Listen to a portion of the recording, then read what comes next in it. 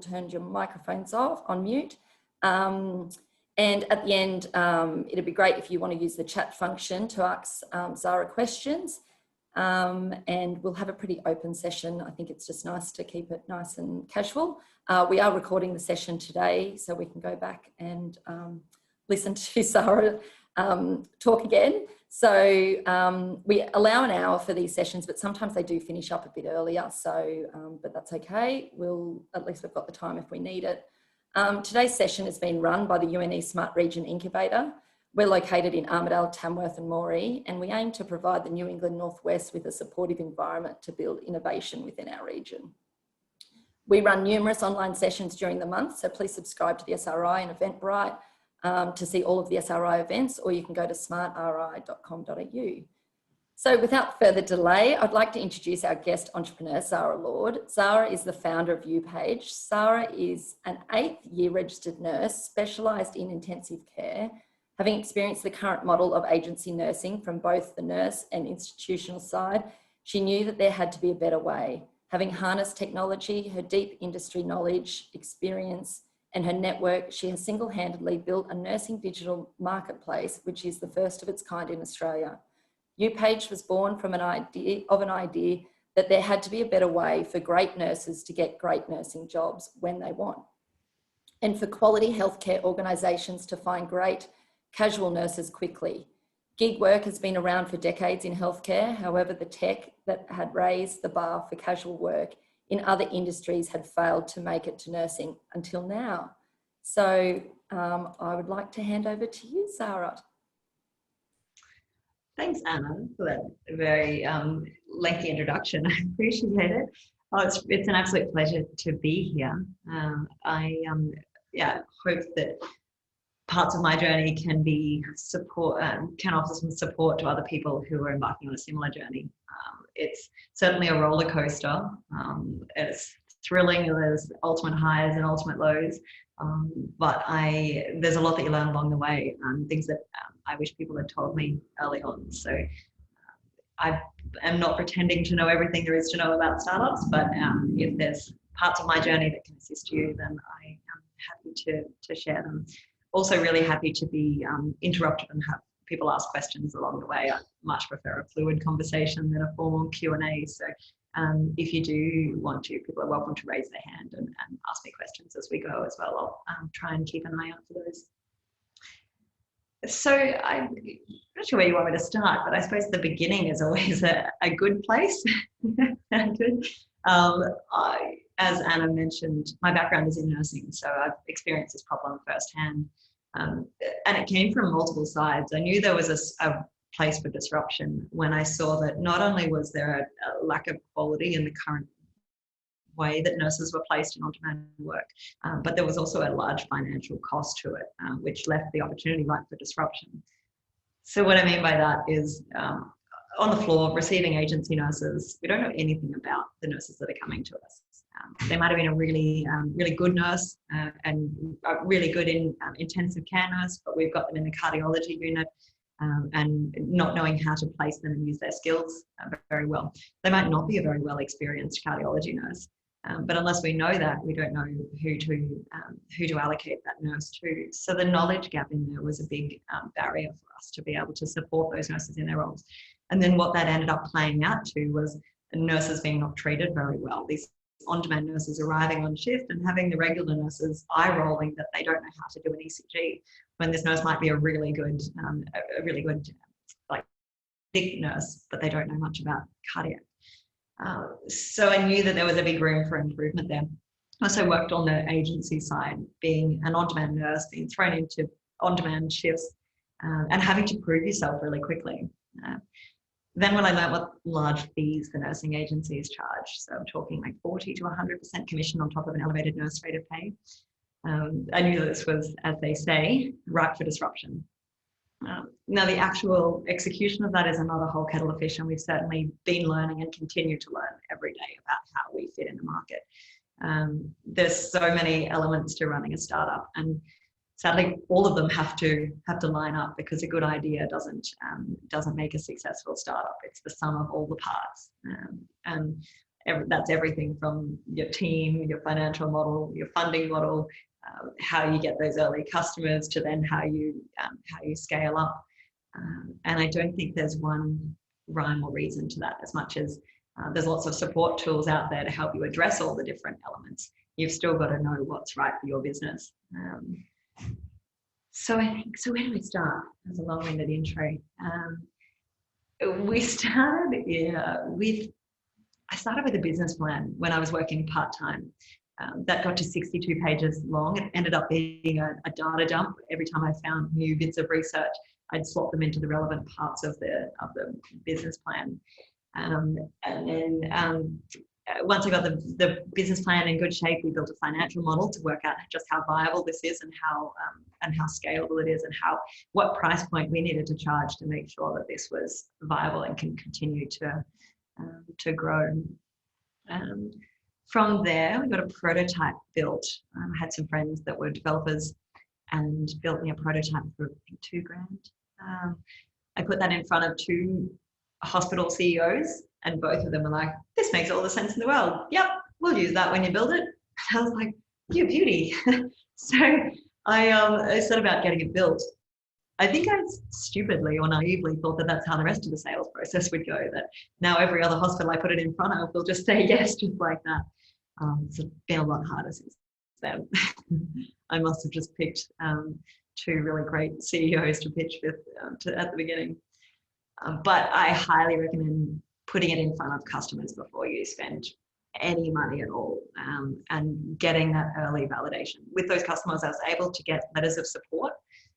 If you haven't written a letter of support before, if you haven't received a letter of support before, I recommend you writing it and then submitting it to them, because these people are busy, and then they can go and reword it and send it back to you. But getting these early customers meant that I was able to get a letter of support, which helped me get the MVP grant, New South Wales Government MVP grant, and then got the product built. But I hired external developers, and that now just bear in mind, if there's anything you want me to double click on in anything I'm saying, feel free to raise your hand now and stop me. I feel like I'm skimming over what was a really, there's a lot of work in each of these little elements, so I don't mean to talk about them lightly. We got the product built by some external developers in Western Sydney that were connected to me through friends. They did a pretty good job based on my level of knowledge with technology, and it wasn't a very good product, let's be honest. Like, it was buggy. It wasn't user friendly, and what I realized was I wasn't close enough to the product. I sort of sent a bunch of requirements across to these developers. They went and built something, and then would deliver it back to me. And I was like, well, where was the design process? Where was the testing? Where was it was like they just wanted to deliver the service and then get the feedback and then deliver the app to me. And that was really not, it didn't have a good outcome. We launched this really ordinary MVP with 1 hospital. It was difficult to use. We couldn't get nurses to sign up through it. It was just an all-round poor experience. That was the trigger for me then to say, well, we need to get development in-house. I get really close to the product. I got a designer friend to design some wireframes, and then I actually got in there myself and reworked them and really thought about it from a clinician's perspective. Then once I was happy, actually got a bunch of nurses in and ran them through it, and I sat on my hands and let them try and navigate these designs using a platform called Figma that we do our graphic design in. And you can actually make a clickable prototype with Figma by linking up all the screens so that you can, it's kind of like interacting with an app in a really basic way. And just learning about customer insights that way. But at the end of the day, you're not going to know everything until, you're not going to be able to really see what it's like until you've got the product in the market.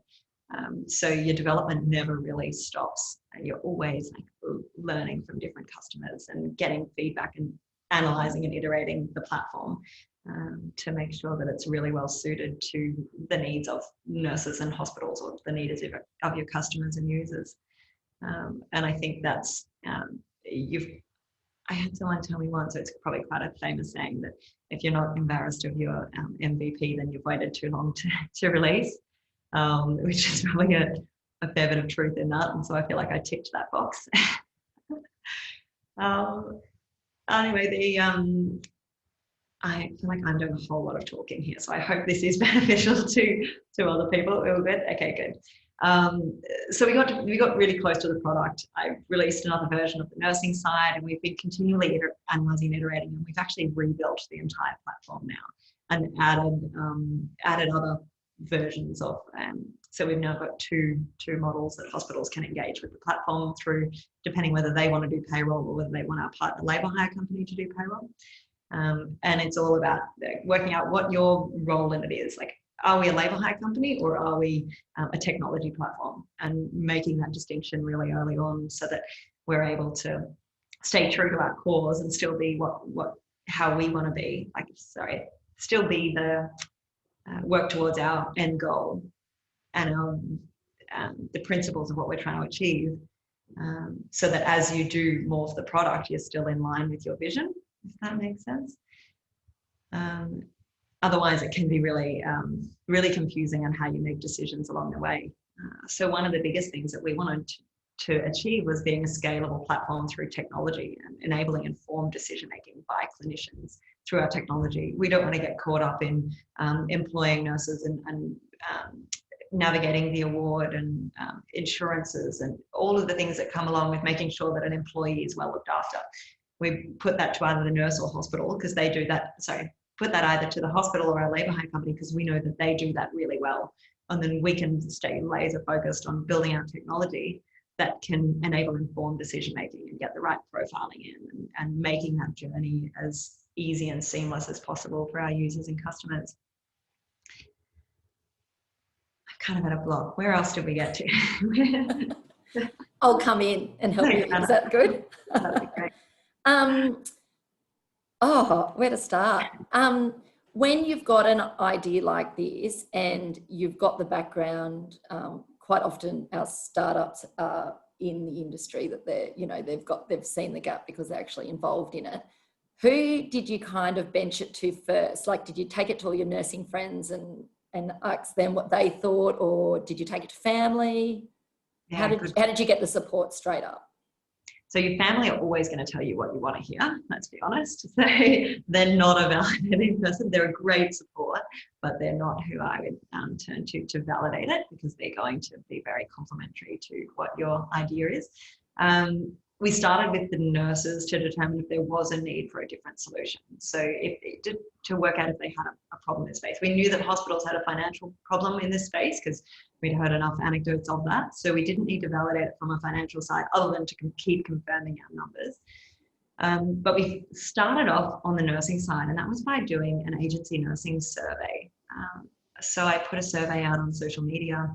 It asked about issues, about how nurses were received on wards, if they would recommend agency nursing to friends, how often they got paid incorrectly, and talked about the positives and the negatives, and tried to be as unbiased as possible.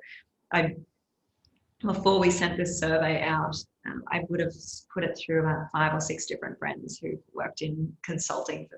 One worked for consulting with digital ventures, BCG Digital Ventures, and so was really good at making sure that it was unbiased, because that can be one of the hardest things to do. Is you've got a thing in your mind of what you want to capture, and that bias can end up weaseling its way into your questions. So I definitely made sure, as much as I had the capacity at the time, that those questions were unbiased.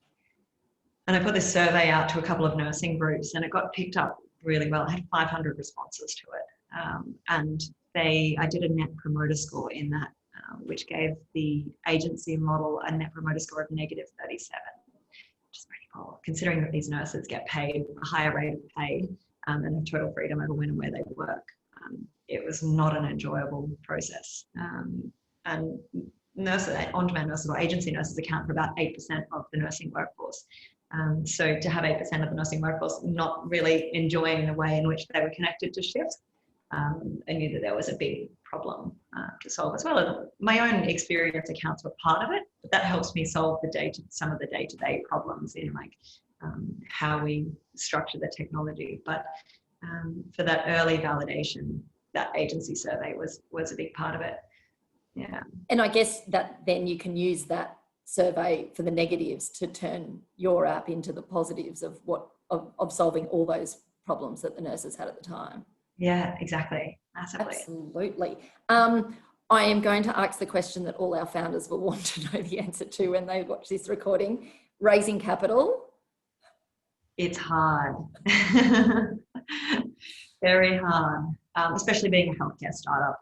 When your buyers are hospitals, they're just typically slow to adopt. So you've got to work out how to make an investor feel really comfortable that what you're doing is going to be it's going to be around for the long haul. There's no silver bullet. We've tried with VCs and they all want to see much higher MRR. There's definitely a gap in the seed funding space and for really early companies. So there are a couple of companies trying to solve that. But I think the more research you can do on what their mandate is before you go and pitch to an investor, then the better success you'll have. So don't just pitch to them blind. Know actually what they're looking for, how they get involved with the company, and make sure you have questions for them about how they want to, who they are looking to invest in, what their goals are with the fund, how soon they want to exit, and how. I think one of the biggest ones is what expertise can they bring to your business, because you want to get smart money, not just any money. Otherwise, they can really change the direction of where your company's going. Yeah. I think that's the important point too, is to flip it a bit too, isn't it? To see what they're needing just as much as what you need as well. So yeah, I think they want to see that as well. They want to know that you're getting smart money in and not just any money. So I think that always makes the investors feel a bit better. Yeah, absolutely. I will open it up to other people once I stop hogging the question time. But building your team, where do you start? And now you're established, how do you maintain a great team around you to help you in your direction? Yeah, I think one of the biggest things is when you're hiring, that early team is so important. So trust your gut and only get people that align with your values and your. Let me just close Slack because that keeps pinging. We pretty much did all of our hiring on Seek and through our network. So that's been really successful for us, except for once I used a kind of recruiter called Beam. That was really hard to recruit through over COVID as well. It was very challenging to be able to do video interviews and get a really good feel for who people are and how they want to work. But I think that we've been very lucky in our early team, and what an awesome group of people they are. I think as we grew, it always got to a point where the people I was hiring could do what they're doing 1,000 times better than what I could do it. And as a founder, you wear all the hats until you can hire that expertise. So trying to be really comfortable that there's someone that can do it a whole lot better than you can, whether it's selling the product, your customer service, obviously development, they're all going to be able to do that better than me. But yeah, it's a really, really important part. I wouldn't rush the decisions, and make sure you feel very comfortable with who you bring into your team. And then once they are in, I really encourage motivating them as best you can. So create a really great culture where you all enjoy coming to work each day, and you'll enjoy being able to solve the myriad of problems that come up. And I think one of the biggest things that can be really negative in a startup is that we work in the problem space. And I've had to have a couple of conversations with my team, because my customer service girl, for example, gets a lot of negative feedback, because the only time she hears from people is when there's something wrong. And that can be really hard. So she's kind of coming to me being like, I'm really sorry we found this problem. And I was like, it's not a problem. I think I'm grateful that person took the time out of their day to tell me what they like or don't like about the platform. So with that information, then you've got the opportunity to grow. So if anything, we should be saying, thank you so much for telling me that. Let's see if we can make that better for you. and turn that around as a positive, because otherwise, we've still got so much to learn in this space that you can be always in the negative. And if you can flip that around to be a really positive thing, where now we've got the intel to grow even more, it can be positive.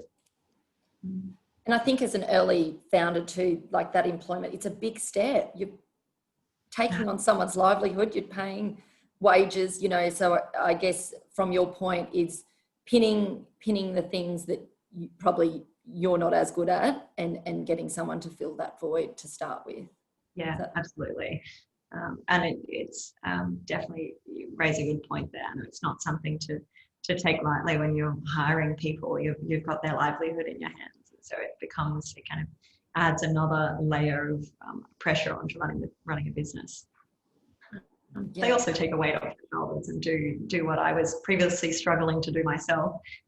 They come along and do it so much better than I ever could. But with that comes a lot of responsibility over their well-being. And also when you say that you were lucky that you got a good team, luck was not that. It's great people attract great people. So, as lucky as you think you were, it's probably your vision that did that. Eddie, would you, as a founder, do you have a question for Sarah? It's like roaming mic.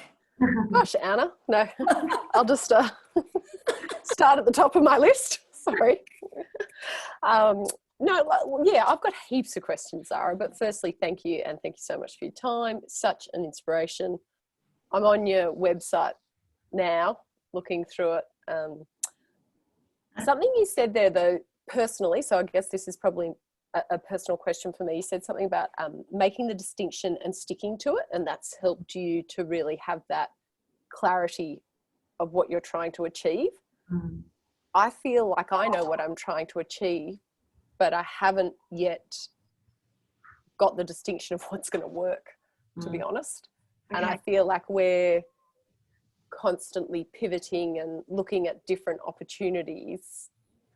I think the ambiguity is a great thing, though. And that's one of I had this raised with me last year. I think it was last year. We were in a course and they talked a lot about ambiguity and how important that is, but it can be really unsettling to not have a direct action plan. Like we all want to write a strategy and then just spend the next 12 months executing it. But every meeting we have, you're learning more from your customers, you're learning about blockers, you're learning about opportunities.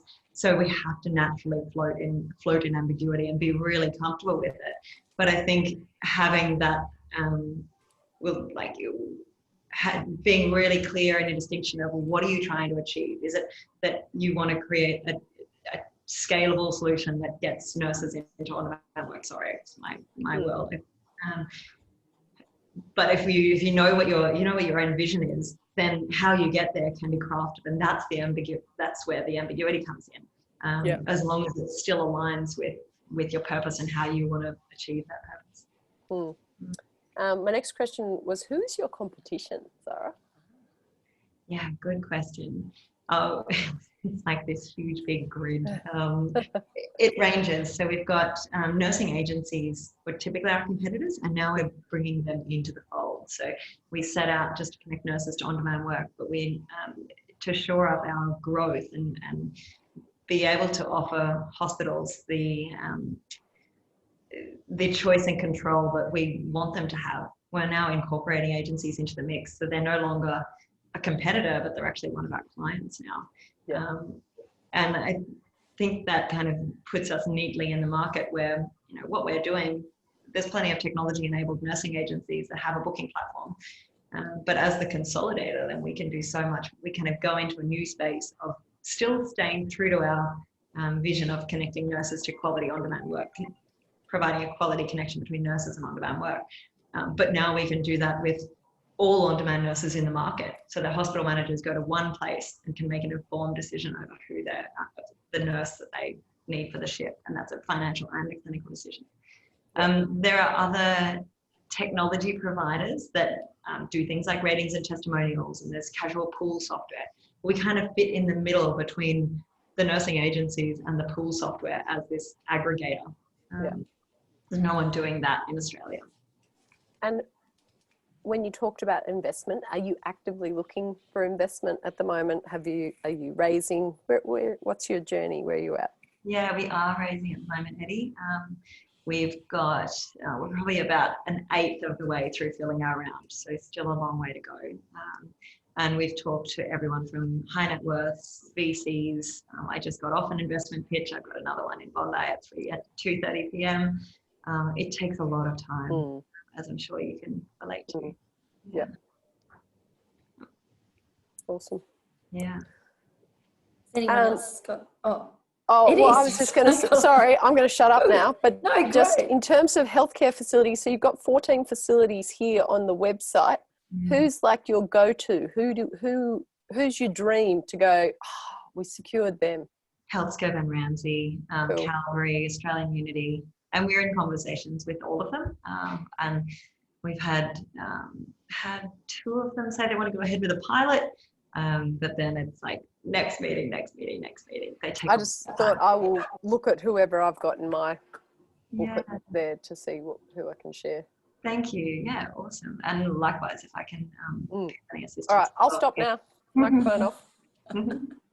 Not at all. That's great. That's great. Thank you, Eddie. I love all your questions.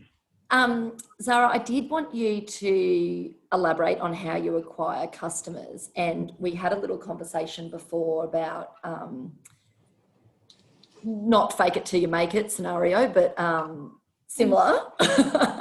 Can you tell us about acquiring customers at the start of your journey, and then obviously when you think it's probably not as challenging as you go on in your journey, it probably is more challenging now that you're bigger, or not. So would you like to talk to us about that? Definitely. I think one of the biggest lessons that I had was not selling early enough. Even if that sale doesn't end up as a sale, even if you don't have a product, you learn so much about your customers. The hard thing is to get meetings with the right people until you have some credibility. So don't get me wrong, I was reaching out to Healthscope and Ramsay right from the time when I had a business plan. It's harder to get the meeting until you start to network in the industry, and that's where your networks become so important. So I think my biggest piece of advice is don't ever stop selling, because I got those early customers and I thought, sweet, that's what it'll be like for the rest of the journey. And then I didn't start selling because the perfectionist in me, being the product owner as well, wearing two hats, you think, oh, if the product's just that little bit better, if we just get that little bit further along, but then you build a perfect product and it's going to be another 8 months, a year maybe, until anyone starts using it. So start early, because the sales can be really lengthy, depending obviously who you're selling to. Even if you're selling into a landing page and you're doing A/B testing on a landing page to see if you can get people leaving their email to say that they're interested in that product, do that and keep doing that, because even if you're selling into a fake door landing page, you've got customers that are saying, well, that would solve my problem. And then you're able to pick up the phone to them and say, hey, can I talk to you about what that might look like, and whether you would use that, and how much would you pay for that? And it's a hard thing to do, because when you're developing the product, I'm an ICU nurse, so I'm a bit OCD, but you want everything to be perfect before you go to them. But the reality is it doesn't have to. And I know of plenty of big startups that were really large, successful startups that were pitching something that wasn't built yet. But you're trying to work out if that is something that alleviates your customers' pains enough that they would change for that. Yeah. Hey, can I ask a question? So, yeah. Zara, you just mentioned, like, as an ICU nurse, you want everything to be perfect. And this is probably a question that might benefit some of our earlier stage founders who might come back and watch this as a recording. A 60-page business plan is enormous. So how do you, like, that's, and how long did you say, over what period you built that? You formed that, wrote that plan? That would have been about 6 months. So it was just going, the business plan wasn't a really, it wasn't a really nice looking thing. I don't like showing it to people, but for me, in my mind, it was a good way of going through or it was before I'd done any accelerator programs, and it was a good way of saying, well, you know, what are the different things that I need to have shored up before we spend any money on this? And so it was more of a prompter for me, and then I was just doing dumps into the relevant sections. And over the time I went back and tidied it up, but it was way too long. So I think that there's nothing, like, I'm not criticizing, like, I'm kind of fascinated because I feel like some people, that's not their space. Like, I totally understand how that could be a perfect to-do list, but some people, you say, oh, let's think about a business plan, and it's like, oh my gosh, where do we start, where do we go? Or they get into the idea that you know, the business plan is the Bible, and they stop the doing. Yeah. So how do you recommend people kind of manage that? I think just using that to work out the gaps, and then you have to go, like, this is from there. Then, you know, I think it was in there that I knew I needed to build a financial model to work out the viability of this. So it was kind of just my it was the fallback that you always come back to, and knowing all the different elements. Yeah. I'm a lists person, and I like to have things organized. So knowing that if I have all these elements lined up, then then you know, hopefully I won't have missed something. I think there's far better tools, and there's a lot of great accelerator programs that probably have a more user-friendly form of a business plan for startups that help you focus on the right things first. So I wouldn't recommend that a business plan is necessarily the best way to go, not when there's some great, really awesome incubators out there that can have not only the tools, but the guidance along the way to go with it. So before you did because you did the HCF accelerator. I've done a few accelerator programs. Yeah. Before you kind of entered the world of accelerator programs and incubators, like, where were you getting your information? Was it really just a gut feeling of, like, I think there's something here and I'm just going to keep chipping away at it until I get there? Depends which information it is. So there's a lot available online. We were calling hospitals. I had a couple of hospitals that I was connected to provide information, like financial data on their agency usage. And so we were able to analyze that to get one bit of baseline data that then we could compare against others that we gained. The nursing agency survey that I did was one element of it from the user perspective. Yeah, a whole mix. And I think it just comes down to, like, what the knowledge gap is, and then where you could possibly find that information, whether it's from someone in your network or online, or do you need to somehow get a meeting with a hospital manager or a CEO to shore up that knowledge gap. It's a whole mix. Sarah, you did the Tech Ready Women course. It's about to, I think, is it 7th, Ali? 5th April? I think it's the closing date. It's about to close. So for our founders that we've, you know, suggested that it could be a good option for them, how did you find that experience? Yeah, I actually really enjoyed it. It was the first accelerator that I ever did. It wasn't healthcare specific. And so now, the stage right now, I only want to go down the path of healthcare specific accelerator programs. But the stage I was at then, it was really helpful, gave me some good structure. They're a really supportive community. And I still message Christy probably once every couple of months. We have dialogue about different things, which is cool. They're very supportive and very well networked, and will go over and above to help you get to the next stage. I really recommend working out what you want and need out of it, though. No one knows your business better than you do. And they have so much advice and so much support, but you have to be the one hungry to go after the gaps in your business. Like, what area of your business can that accelerator program best help you with, and really focus on that, because there'll be other parts. Accelerator programs are really time consuming. When it kind of, in a way, takes you away from running your business. So if you are going to spend time in an accelerator program, like, make sure that you're getting value out of that, because your time is also really precious. So yeah, really hone in on the parts that they can help you with. And there's a lot that an accelerator program can help you with, but just be mindful that it takes you away from running your business, and you probably know a lot about what you need to be doing. So maybe depends on what stage you're at, if that makes sense. Absolutely. Lou? Hey, it's fantastic. Thank you so much, Zara. It's just so many gems. I just wanted to ask you, when you said that 8% of hospital staff are, attracted through agencies, is that likely to grow? What are your predictions around workforce? Look, I think it's an interesting thing. When you look at it from the supply side, so more and more of the workforce is casualizing. So yes, that part is likely to grow because it's what nurses and employees and people want. They want flexible work options. And if a hospital hires too many casual nurses, then there's periods of the year when they don't have enough work for their nurses. So that can be a problem as well. But from the hospital side, they are trying to get agency use down to zero. So it's they haven't seen enough quality in that workforce in terms of like a high cost and a low quality transaction. Now, that doesn't mean the nurse isn't good. That just means they don't know anything about this nurse, so they can't utilize them effectively. So I'm massive. I'm here beating the drum for agency nursing, but I think we need to give the workforce what they want, because nurses are predominantly female. They have a lot of them have children or other commitments where they need to have flexible work around. And if this type of work can sustain nurses in the industry, especially our really skilled nurses that get to a certain point of their career and they think, I don't want to work to a roster anymore. If this is an option that keeps them in the workforce, I think that's a really important thing to offer the workforce, but let's do it in a higher quality way.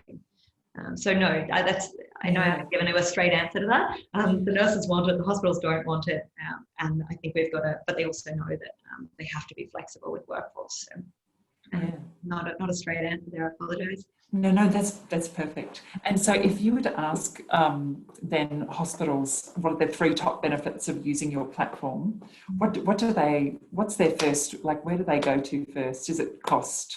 Is it a cost saving? The cost massively. So that's what gets us the initial meeting. And then from there, it's a quality improvement. It's a quality. No, it's kind of like, I'm not sure how many of you guys use Uber, but for me, when I go back to booking on a taxis combined, I feel really like, I don't know when they're coming. And do I just wait on the footpath? I don't know anything about this person that's coming to pick me up, because we become so used to knowing your Uber driver right down to what colour car they are and what star rating they have. That's just for booking a cab. It's mad that we have these nurses coming to our hospitals that we don't know anything about. And I want it to become the norm that you know your nurse, you know your on-demand nurse, and there's a security blanket with that. So control and choice, cost saving, but then consolidating all of the data in one place. So getting into a bigger story that plenty of nursing agencies have an app that you can book nurses on, but the hospitals aren't going to go to 12 different apps to find talent. So having them all consolidated into one place not only saves the manager's time, increases their chance of having that shift booked, but also means we can consolidate the data on it. So the hospital knows their hours of usage, their expenditure, and they're not waiting for the report at the end of 10 months to realize that they spent $3 million on agency fees. That's fantastic. Yeah, thank you so much. Zara, how do you see, like, with just thinking about you in Sydney, and obviously that's where the need is at the moment, but what about regional New South Wales, I guess, as a start? Is there the need in regional New South Wales? Is it the same, it's just smaller scale? How do you see that space? There's a really big need, and it's an area that I'm like itching to get into, especially because of my background, and I've done some work in rural hospitals. But we didn't start in there because it's a different part of the platform. You're not going to book shift by shift, and we've only just matured our term contracts part of our platform literally in the last month. So now that we're a lot happier with that, and we've got our first clients booking term contracts, we've actually built the platform to kind of do more than just connect to the job. We're showing nurses what the nurses' accommodation is like and what the feedback is like. We've got photographs of the accommodation. The hospital's able to tell you if travel's included and accommodation's included, and is there air conditioning in that accommodation. All the little things that a nurse actually cares about. And then from that, we're able to attract a whole new workforce out to rural areas, because it's all through the one platform where they're currently booking shift by shift stuff. So nurses are able to kind of compare both at the same time and think maybe I will take a 3-month secondment out to worry, rather than having them go to a specific agency to get term contracts. They're able to see that all in the one platform. Yeah. So yeah, can't wait to get out to the rural area. Great. We'd love you. Yeah. I think there's a lot we can do to promote that type of work. It's really interesting work. It's a specialty of its own. And I think if we can get at the audience of nurses seeing those work opportunities, I'm sure a lot more will take it up. Lou, what's your, from UNE's point of view with that, if there was that connection? Look, I actually just, when we were starting, just saying workforce is it's workforce. And I just love the fact that you are building quality and building all those attributes and virtues that will then be expanded. Because I'm wondering, other professions in the health sector as well could potentially, I imagine, down the track, Zara, tap in. We named it uPaged Lou because you always page a specialist, whether it's a specialist OT, physio, doctor, nurse. So we named it non-nursing specific because we want hospitals to go to one place to get all their talent.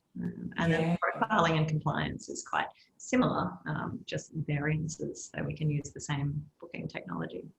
So I guess the question I would ask is, how could we help you? Really? Like, is there anything we could do to, just to keep that in mind? And it's probably there are ways that we can connect. And I guess, and sort of certainly meeting graduates coming through, or just introducing. Absolutely. I think just awareness among, even though we can't place, we sometimes do have jobs for grads if they're supported roles, but creating that awareness with graduate nurses is always really positive. And it's one of those things where the more people that want a service like this on the ground level, the more it feeds up to the decision makers. And even though your floor managers and your nurses aren't the decision makers, if it's something that they want and need to help them better care for patients, then the decision makers at the top really hear that. So I think, getting that feedback, but also even hearing the negative feedback, even having people say, this is why it won't work in our particular situation. Really, the sooner we have those conversations, the sooner we can keep maturing our offering. And I suppose to answer your question, if you know anyone in the rural sector that, even if it wasn't from a sales pitch perspective, but someone who is someone who would ordinarily book agency nurses or have a problem in this space, even if they want to have a discovery call to talk about what their challenges are and how a platform like this could help their needs. I don't pretend to have all the have a fully fledged solution yet for the aged care sector. It's working really well in the aged care rural. It's working really well in the metropolitan areas, but I'd love to have a partner that can help us mature that side of it. Would be very cool. Thanks, Sarah. Great. That's great. Has anyone else got any questions? Ali, you're good? Sarah, I think that's it. Is there anything else you want to add that we haven't spoken about? I'm trying to think, there's 1,000 things that come out of this. It's just incredible. I think we pretty much went over it all, but I really appreciate everyone's questions and just your time and interest in what we're doing. It's really cool to connect with you all, and I hope that has been of some help to your cohort and the people listening. But definitely happy to. I've had a lot of people be very generous with their time to me, so I'm always happy to jump on a call with someone, even if it takes me a week to get back to them. I'm still I will get back to you, and happy to pass on any advice or just have a chat about shared challenges. That's great. I think we'll have a few contacts probably going away. If we're good for you. Just lovely to have the conversations, I think, and you're such an inspiration.